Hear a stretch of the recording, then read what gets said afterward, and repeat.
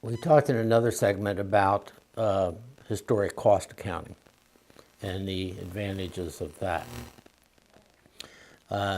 Pretty much the alternative, or at least the only alternative that gets discussed a great deal, is what we call fair market value accounting. Now, in recent years, there's been a lot of push and a lot of emphasis and trying to get into fair market value accounting in the United States. One of the reasons for that is that much of the rest of the world uses fair market value accounting.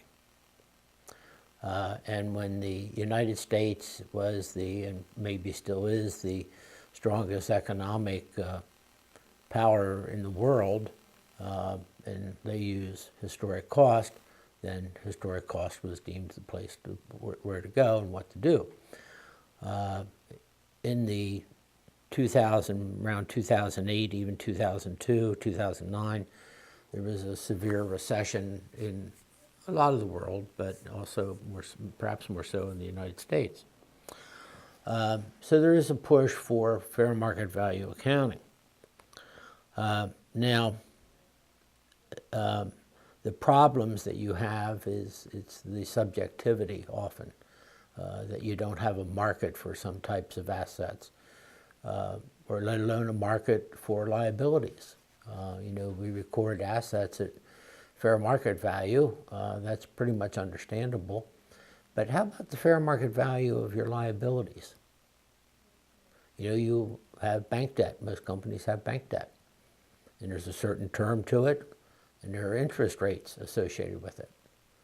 But what if the interest rate that you're paying on your bank loan is a lot different than the current market for interest rates?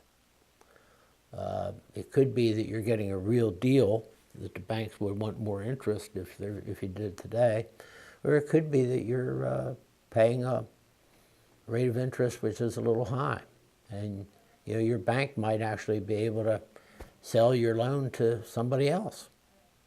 So fair market value is always there, and in my opinion, nagging to have us use it. The other thing, though, you have to think about the fair market value. I once worked at a company that they manufactured and sold mattresses. And the site where they operated had previously been the mill building of a lumber company. The company I was working for was using it as a warehouse. Now, what would be the fair market value of that building? It was built as a mill. And if you were going to build a factory today to manufacture the mattresses, you wouldn't build it the way that building was built. So how efficient is it? Some things might have value as an antique, but not so much as a business asset. When I was in college, pocket calculators weren't around yet. And when I took cost accounting, we used slide rules. Okay?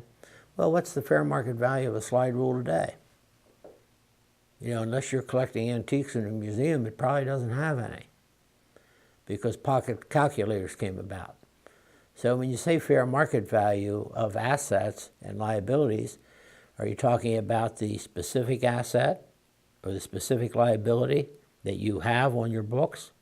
Or are you talking about the fair market value of an asset that performs the same function? So sometimes the fair market value can be a question of the function. So there's a lot of difficulty to be associated with fair market value.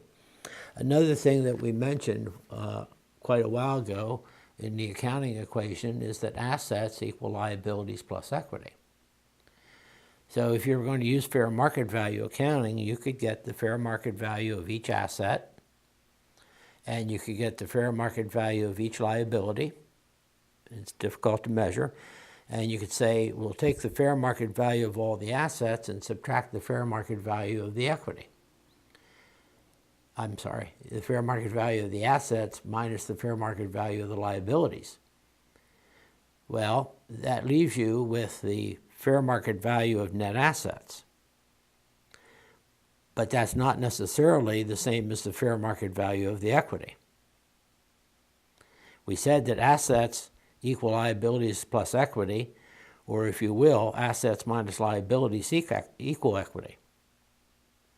But if we added up all the fair market value of the company's assets, subtracted all the fair market value of their liabilities, that might not equal the fair market value of their stock on the market. So it can be a problem.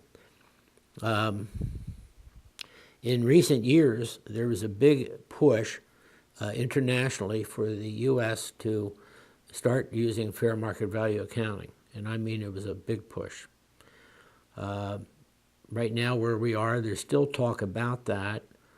A lot of people are now advocating maybe we ought to have two sets of GAAP, large company GAAP and little company GAAP. But again, there was big pressure internationally for the U.S. to adopt fair market value accounting, big push from especially European countries. Well, that has died down a little bit because one of the countries that was very proud of their use of fair market value accounting was Greece.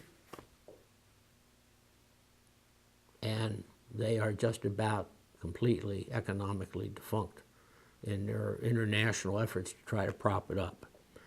So they used to say that the U.S. was too rules-driven when it came to accounting.